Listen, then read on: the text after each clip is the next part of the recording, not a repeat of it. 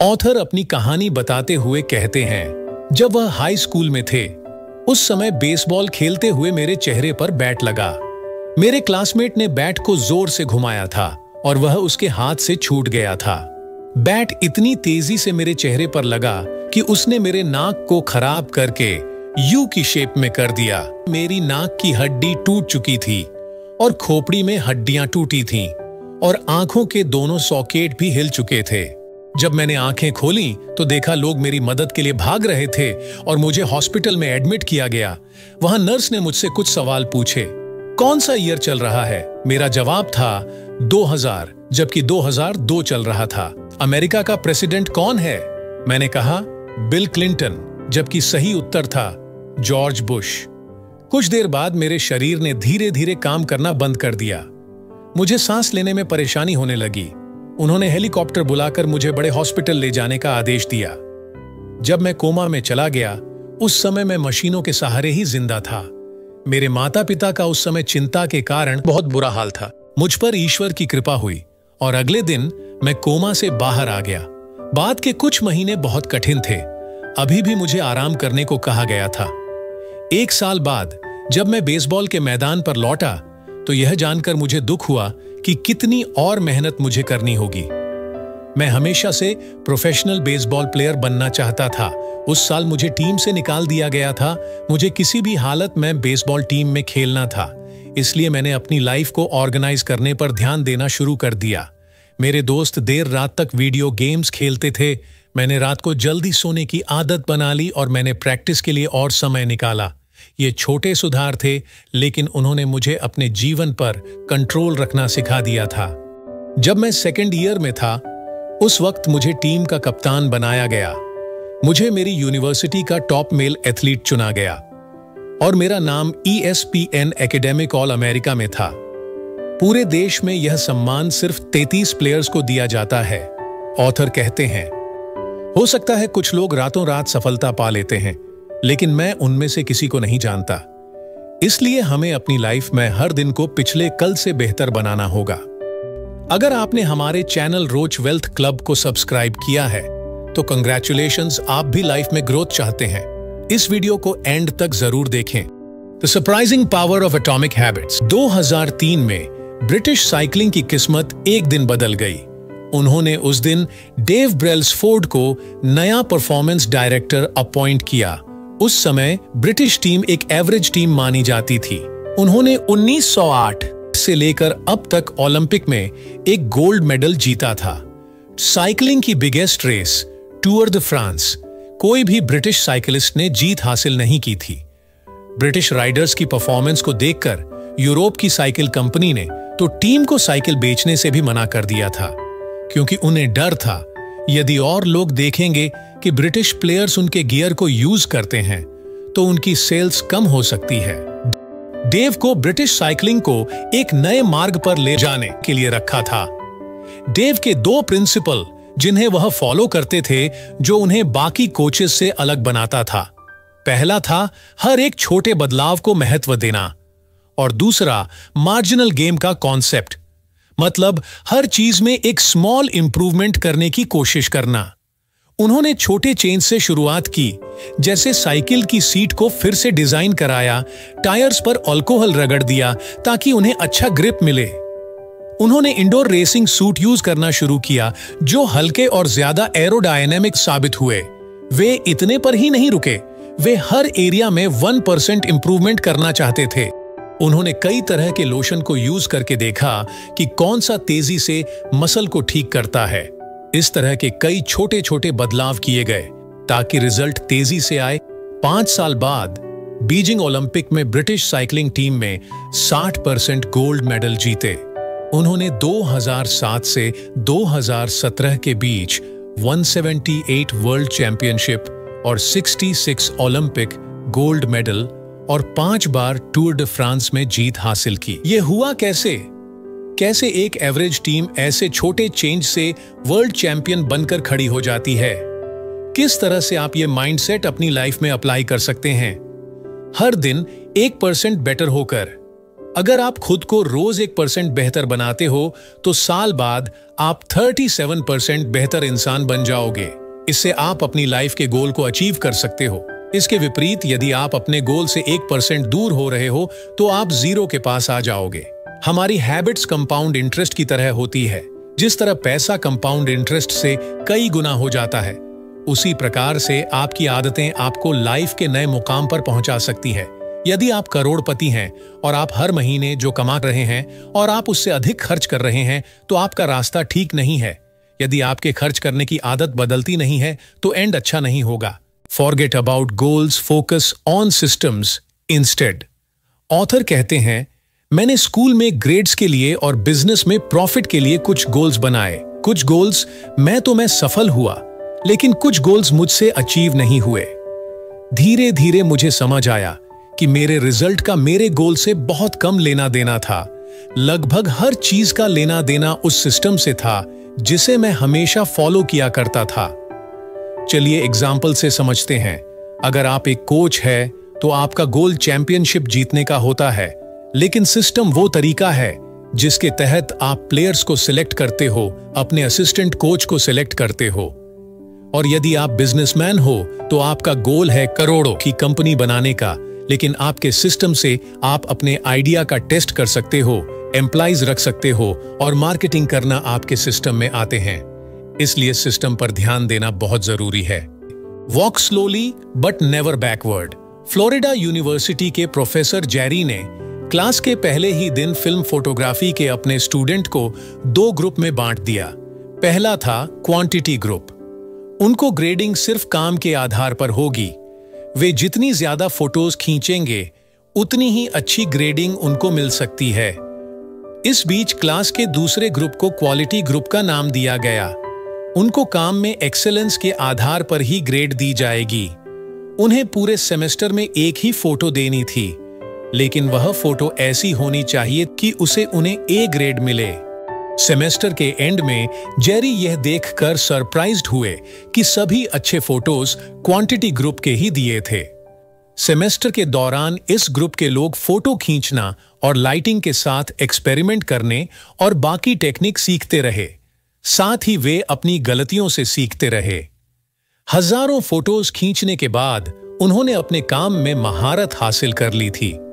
वही quality group के लोग सिर्फ परफेक्ट फोटो खींचने के लिए वेट करते रहे और एंड में उनके पास बहुत कम फोटोज ही थे और वह भी क्वालिटी में इतने अच्छे नहीं थे। ऑथर कहते हैं, बहुत से लोग काम के लिए बेस्ट स्ट्रेटजी ढूंढने की कोशिश करते हैं और कई बार उन्हें वह स्ट्रेटजी मिल भी जाती है, लेकिन वे काम को पूरा करने पर ध्यान नहीं देते और हमेशा ही अपने कामों को बीच में ही छोड़ देते हैं।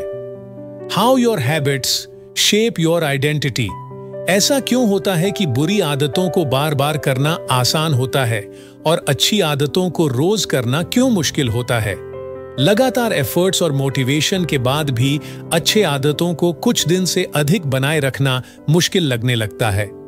जिम जाना, रनिंग करना जैसी आदतें 2 दिन तक तो ठीक लगती है, लेकिन बाद में ये तकलीफ देने लगती है। अगर एक बार कोई आदत पड़ जाए तो वह आपके साथ हमेशा के लिए टिकी रहती है। जैसे जंक फूड खाना, टीवी देखना या स्मोकिंग छोड़ना असंभव सा लगता है। सोचिए, 2 लोग सिगरेट पीना छोड़ना चाहते हैं। जब सिगरेट उन्हें ऑफर की जाती है तो पहला इंसान कहता है, नो थैंक यू, मैं सिगरेट छोड़ना चाहता हूं। ये सुनने में तो अच्छा लगता है, लेकिन वह इंसान अब भी मानता है कि वह सिगरेट पीने वाले लोगों में से है। दूसरा इंसान जब उससे सिगरेट दी जाती है तो वह कहता है, नो थैंक यू, मैं सिगरेट नहीं पीता। बहुत छोटा सा डिफरेंस है, लेकिन यह कहना मैं सिगरेट नहीं पीता उस व्यक्ति की पहचान में बदलाव की ओर संकेत दे रहा है। एक बार आपने समझ लिया कि आपको किस तरह का इंसान बनना है तो आप छोटे छोटे चेंज करने लगते हो। ऑथर कहते हैं, मेरी दोस्त सारा ने 100 पाउंड तक वजन कम किया है। उसने खुद से सवाल पूछा, एक फिट व्यक्ति क्या करता है? सारा कोई भी काम करने से पहले यह सोचती थी, क्या एक फिट पर्सन इस काम को करता? जब भी उसे कहीं जाना होता वह एक बार सोचती कि क्या एक फिट पर्सन पैदल चलकर जाता या टैक्सी करता? खाते समय भी वो सोचती थी कि क्या एक फिट पर्सन पिज्जा और कोल्ड ड्रिंक का सेवन करता या सलाद का। उसने पाया कि यदि वह एक फिट पर्सन की तरह सोचती रही तो कुछ टाइम बाद वह उसी की तरह बन जाएगी। हमेशा याद रखें, आपका ध्यान हमेशा उस जैसा इंसान बनने पर होना चाहिए, रिजल्ट अचीव करने पर नहीं। The best way to start a new habit. Exercise की आदत डेवलप करने के लिए 2001 में रिसर्चर्स ने ग्रेट ब्रिटेन में 248 लोगों के लिए 15 दिन का प्रोग्राम बनाया। लोगों को 3 ग्रुप में बांटा गया। पहले ग्रुप को यह कहा गया था कि वह यह देखें कि वह कितनी बार एक्सरसाइज करते हैं। दूसरे ग्रुप को कहा गया था कि उन्हें केवल एक्सरसाइज को ही ट्रैक नहीं करना है, बल्कि इसके बेनिफिट्स के बारे में भी पढ़ना है। और तीसरे ग्रुप को भी वही कहा गया जो दूसरे ग्रुप को कहा गया था, लेकिन उन्हें एक प्लान बनाने को भी कहा गया कि कब और कहां अगले हफ्ते एक्सरसाइज की जाए। पहले और दूसरे ग्रुप में 35 से 40% लोगों ने हफ्ते में एक दिन एक्सरसाइज की, लेकिन तीसरे ग्रुप के 90% लोगों ने हफ्ते में एक दिन नॉर्मल से 2 गुना एक्सरसाइज की। ऐसा क्यों हुआ कि थर्ड ग्रुप के लोगों ने ज्यादा एक्सरसाइज की? जो लोग विशेष रूप से प्लान बना लेते हैं कि कब और कहां वे नहीं आदत के अनुसार काम करेंगे, चांसेस बढ़ जाते हैं कि वे अपने प्लान को रोज फॉलो करेंगे। हम खुद से ही कहते हैं, मैं हेल्दी डाइट शुरू करूंगा और मैं ज्यादा पढ़ाई करूंगा, लेकिन हम यह नहीं जानते कि कब और कहां पर ये आदतें साकार होंगी। हम इसे उम्मीद के हवाले कर देते हैं कि हमें यह करने की याद रहेगी। हमें अपनी आदतों को इस तरह से बदलना चाहिए जैसे मैं सुबह उठकर 7 बजे 5 मिनट के लिए मेडिटेशन करूंगा या करूंगी। मैं शाम को 5 बजे जिम जाऊंगा या जाऊंगी। मैं सुबह 8 बजे अपने पार्टनर के साथ किचन में चाय बनाऊंगा या बनाऊंगी। यदि आप इस बात को लेकर सोच रहे हैं कि आदत कब से शुरू करें, तो किसी हफ्ते, महीने या साल के पहले दिन से ऐसा करने की कोशिश करें।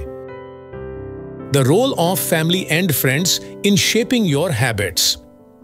1965 में लैरी ने क्लारा नामक महिला को एक के बाद एक लेटर लिखे।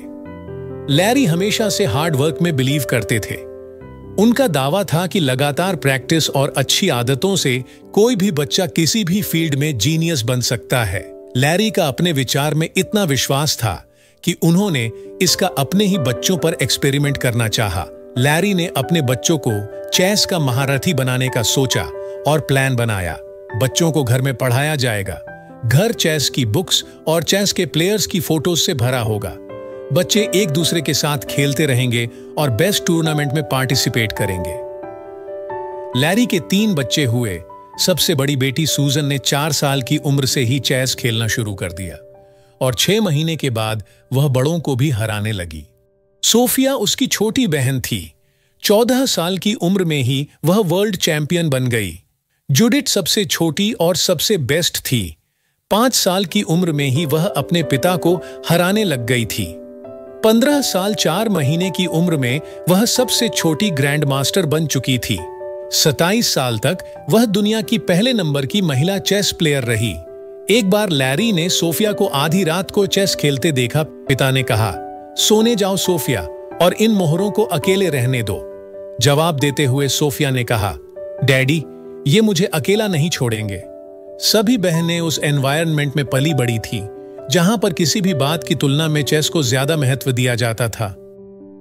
How to stop procrastinating by using the 1 minute rule. हर दिन कुछ पल ऐसे होते हैं जो बहुत इम्पैक्ट डालते हैं। मैं इन छोटी छोटी चुनौतियों को महत्वपूर्ण पल कहता हूं। जब आपको इजी और हार्ड चॉइसेस में डिसीजन लेना होता है, जैसे जब आप खाना ऑर्डर करने या खुद खाना बनाने के बीच डिसीजन लेते हो, जब आप अपनी कार चलाने या अपनी साइकिल पर सवारी के बीच डिसीजन लेते हो, जब आप अपने होमवर्क शुरू करने या वीडियो गेम खेलने के बीच डिसीजन लेते हो, ये चॉइसेस ही आपको अपने गोल तक ले जाती हैं। 2 मिनट रूल। 2 मिनट रूल कहता है जब आप कोई नई आदत शुरू करते हैं तो इसे करने में 2 मिनट से कम समय लगना चाहिए। रोज रात को सोने से पहले पढ़ने को 1 पेज पढ़ने में बदल दें। 30 मिनट योगा करने को योगा मैट निकालना में बदल दें। 2 किलोमीटर दौड़ने को दौड़ने वाले शूज पहने में बदल दें। विचार यह है कि आपकी आदतें शुरू करना जितना इजी हो वही अच्छा है। कोई भी आदमी 1 मिनट के लिए मेडिटेशन कर सकता है, 1 पेज पढ़ सकता है। जब आप इस स्ट्रैटेजी को फॉलो करते हैं तो इसे कंटिन्यू करना बहुत आसान हो जाता है। एक नई हैबिट चुनौती की तरह महसूस नहीं होनी चाहिए। How to stick with good habits every day. कुछ साल पहले कनाडा के एक बैंक में टॉम नाम के 23 साल के स्टॉक ब्रोकर को काम पर रखा था। टॉम काम में नया था और बैंक के लोग अभी उससे बहुत ज्यादा उम्मीद नहीं करते थे। सभी को लगता था 23 साल का बच्चा शायद ही बैंक के लिए कोई बिजनेस ला पाए, लेकिन उन्होंने सभी को गलत साबित करते हुए और एक साधारण सी आदत की मदद से बहुत प्रोग्रेस की। टॉम सुबह अपने डेस्क पर 2 जार रखते थे। एक में 120 पेपर क्लिप रहते थे, दूसरा खाली रहता था। उसके बाद वह पेपर पर लिखे हुए नंबर पर फोन करना शुरू कर देते थे।